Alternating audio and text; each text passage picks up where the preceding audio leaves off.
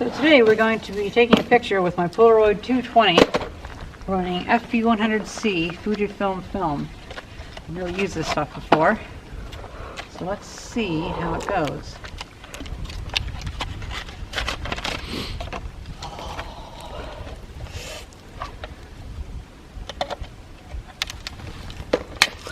Now in here are two clips on the back, and I've heard that it's a good idea to push those clips in, otherwise it'll push on the plastic case, because these cameras are made to have metal cases, but the Fujifilm comes with a plastic case, and so the spring pushes in too hard and sometimes you can't get the stuff out.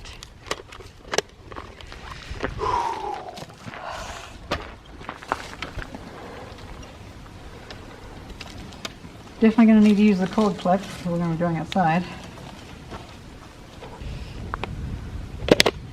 Can you hold that for me? Yes. Thank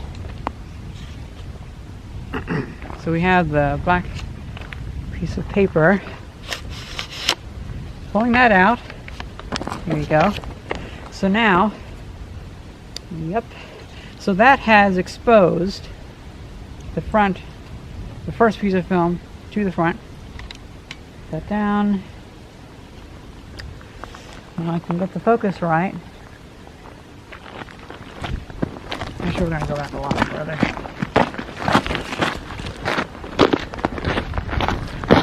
Now, unfortunately, since it's such low light, you're recording, right? Mm-hmm. Now, unfortunately, since it's such low light, the exposure will be pretty high. So I'm going to sit down and use my leg as a tripod, or a bipod.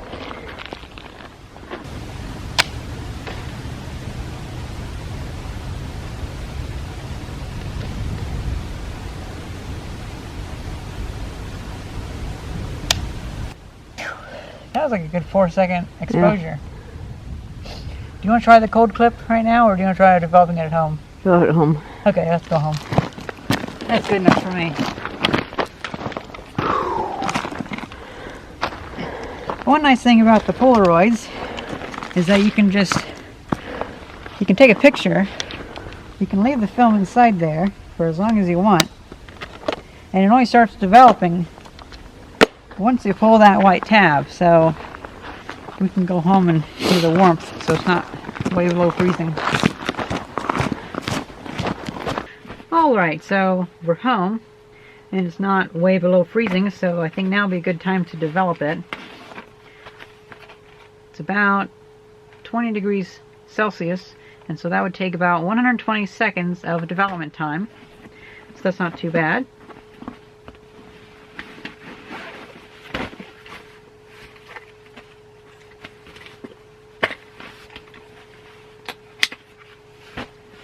Although this feels a lot colder, so yeah.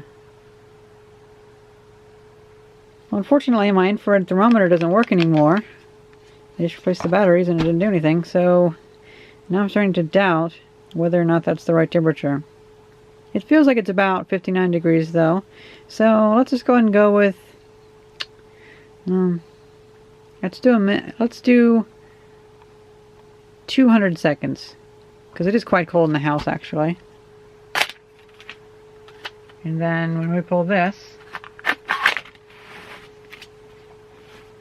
so we're starting it developing.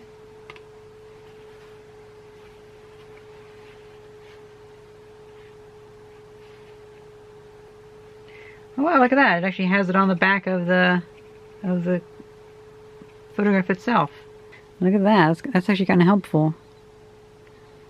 Something noto u ni ka sanana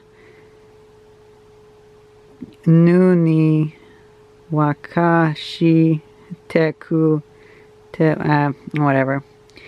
I've been practicing my hiragana actually, but my knowledge still isn't quite sharp enough to read any of that, plus the 2 bits of kanji in there. Still, it's kind of cool. We're at 2 minutes, and I can definitely smell it now.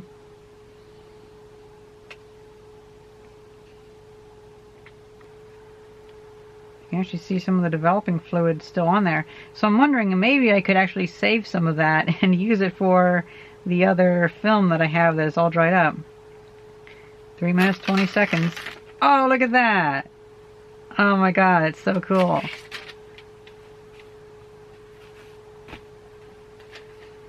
Wow, look at that. Gonna let that dry for a little bit and should go okay.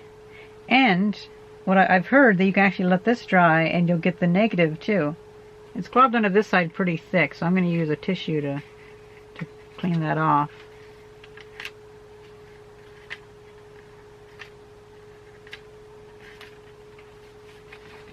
Because otherwise it probably wouldn't dry very fast. Okay, so there we have the photograph. And the negative. That is kind of cool, look at that. Definitely worth keeping.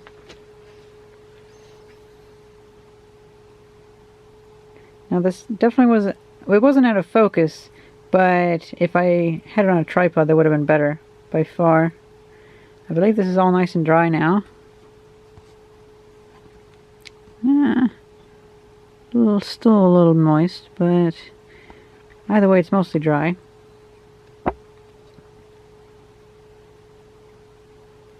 If I ever go back there with a tripod, I bet that would look a lot better.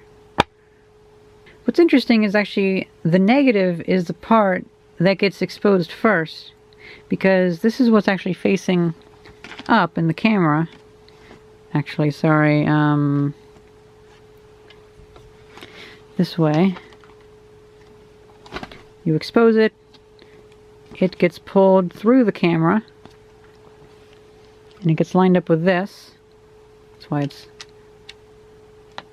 negative. And it doesn't actually do anything until you pull it through the rollers, which bust these two little packets, and squirt all that goo, the developing fluid, across here. And due to the reaction, this makes the negative on this side, and then makes the positive on this side. So evidently it's some type of method to where this reacts with it and like pulls the color away. I'm not sure. It's very, very complicated. It's a real shame that they don't make this anymore. And it's a real shame that Impossible Project wasn't able to get the equipment to make it. But oh well. Since this film is not made anymore and it's quite rare, and I'm probably not going to be buying very much of it, I'm not going to be focusing an entire video on an entire pack. I'm going to be focusing a video like per picture or whatever.